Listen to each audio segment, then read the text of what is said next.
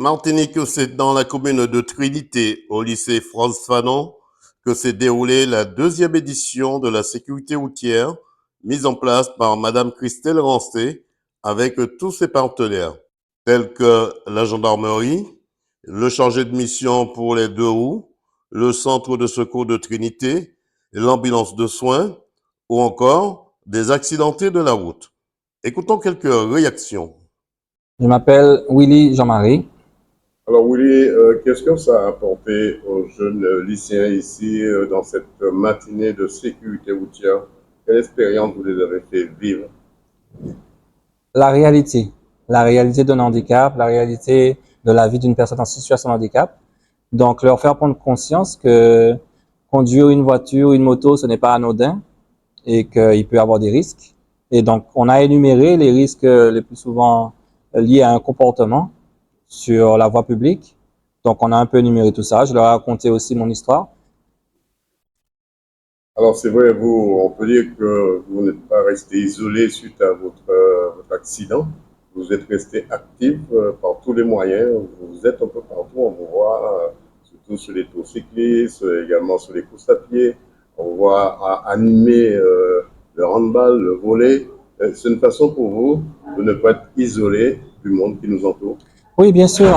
Moi, je me dis que une personne en situation de handicap, tant qu'elle peut faire le maximum de choses qu'elle puisse faire par rapport à ses moyens. Donc, moi, je me suis donné les moyens. En tant que personne tétraplégique, donc la tétraplégie, c'est la paralysie des quatre membres, même si c'est un peu incomplet pour moi. Mais dans l'ordre des choses, j'ai voulu montrer qu'on pouvait quand même faire plein de choses. Donc, en tant que DJ, donc mixer, je suis pas un DJ célèbre, hein, mais ça fait toujours plaisir de mixer et de participer. Donc, j'essaye psychologiquement de sortir au maximum parce que le mental, pour le handicap, c'est quelque chose de très important. Que vous souhaitez pour cette année 2025?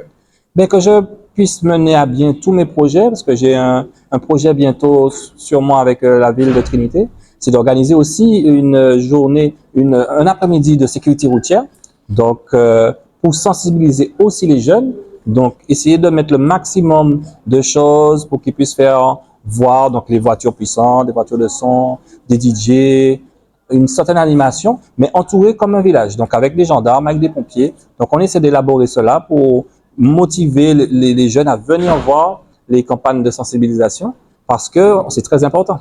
Daniel Montpellat, chargé de mission de haut motorisé auprès du préfet et président d'Alizé Moto Club. Alors aujourd'hui, vous êtes ici au lycée France Fanon pour cette journée de sécurité 2025. Deux mots là-dessus. Alors, c'est une intervention, une opération que j'aime beaucoup parce qu'on a contact avec les jeunes, ça nous permet d'échanger sur la sécurité routière, de leur demander ce qu'ils en pensent, leur donner les règles et puis leur demander également si ils ont des pistes de réflexion pour qu'on puisse améliorer la sécurité routière au niveau des jeunes, parce qu'ils peuvent avoir des idées, mais on leur rappelle qu'il y a un certain nombre de morts, trop, comme on a tendance à le dire. 30 morts, par exemple, c'est 30 morts de trop. Et eux, ils ont tendance, des fois, ils sont déconnectés, ils vous disent qu'il y a 1000 morts par année sur le territoire. Alors que quand on leur rappelle que dans la majorité des cas, c'est des problèmes de comportement, c'est-à-dire alcool, stupéfiants, vitesse, non-port des équipements de sécurité, et des fois pas de permis, qui fait que ça provoque des morts, mais pas seulement des morts, il y a également des personnes qui deviennent paraplégiques et tétraplégiques. Et ça, je trouve à la limite que c'est encore plus grave, parce que ces gens-là vont vivre un certain nombre d'années dans des conditions très compliquées. Président, qu'est-ce qu'on peut vous souhaiter pour cette année 2025 et souhaiter à Alizé Moto Club? Alors, déjà, on souhaite la santé, c'est l'élément le plus important, qu'on reste en bonne santé. Un motard en bonne santé, c'est un bon motard. Et puis, au niveau d'Alizé Moto Club, qu'on continue le travail que nous faisons là, c'est-à-dire prendre en charge des jeunes à partir de pas d'âge vraiment, puisque bon, on peut faire une licence à partir de 6 ans, mais nous, on a la possibilité, on a des instructeurs chez nous qui ont des diplômes qui nous permettent de prendre en charge des enfants de moins de 6 ans. Et puis, les adultes, effectivement, donner un coup de main à ceux qui sont en train de passer le permis pour qu'ils puissent avoir une meilleure formation, une meilleure maîtrise de la moto. 100% Sport, dans sa rubrique sécurité routière, vous souhaite bon vent. Merci à vous.